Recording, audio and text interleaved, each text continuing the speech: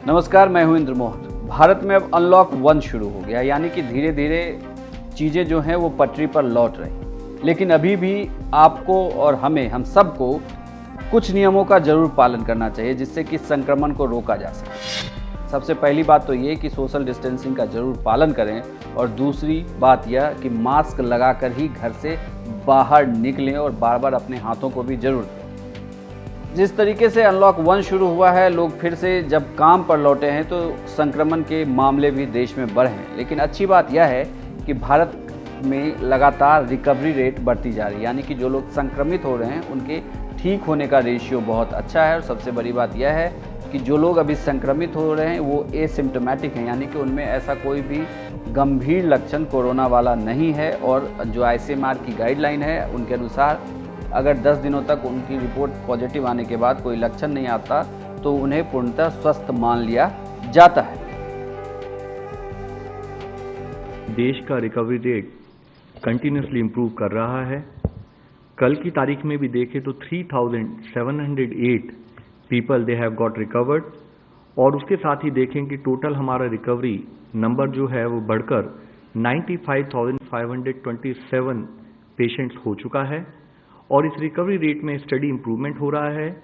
जैसे कि इस ग्राफ में हम आपको दिखा रहे हैं कि 15 अप्रैल में अगर देश का रिकवरी रेट करीब 11.42% था, 3 मई तक बढ़कर वह 26.59% हुआ।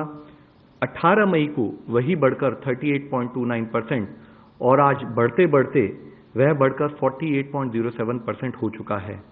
इस विषय में मैं एक और मुख्य विषय आप लोगों की दृष्टि में लाना चाहूँगा।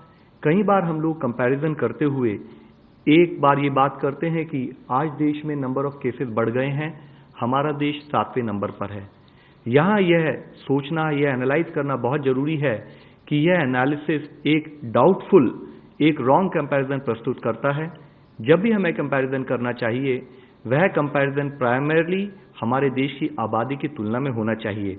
और उसके बारे में हम इससे पहले भी कई बार चर्चा करते रहे हैं कि हम बाकी देशों में जिनकी आबादी अगर हमारे देश के अनुपात में उसको बराबर माना जाए तो इन terms of overall relative performance हम देखते हैं कि हमारा देश ओवरऑल परफॉर्मेंस वाइज उसमें काफ़ी कुछ स्टेबिलिटी हम लोगों ने नोट की है।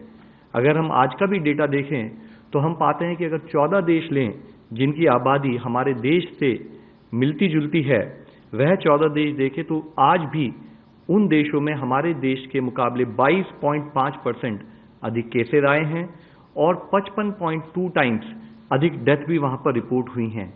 तो यह हमें समझना बहुत जरूरी है कि अगर हम देखें कि कंटिन्यूस एफर्ट जो फील्ड पर रहे हैं, either in terms of surveillance और in terms of contact tracing, या हम कैसे अर्ली केस आइडेंटिफिकेशन पर फोकस करें और साथ में जो केस पॉजिटिव आए उसको हम क्लिनिकली कैसे तरीके से मैनेज करें, उन एफर्ट्स के तहत हम पा रहे हैं कि जैसे कि 15 अप्रैल में अगर देश का केस फैटेलिटी रेट करीब 3.3% था, वह घटा 3.25% हुआ, घटते घटते 3.15%, और अब वह घटकर 2.82% हो चुका है।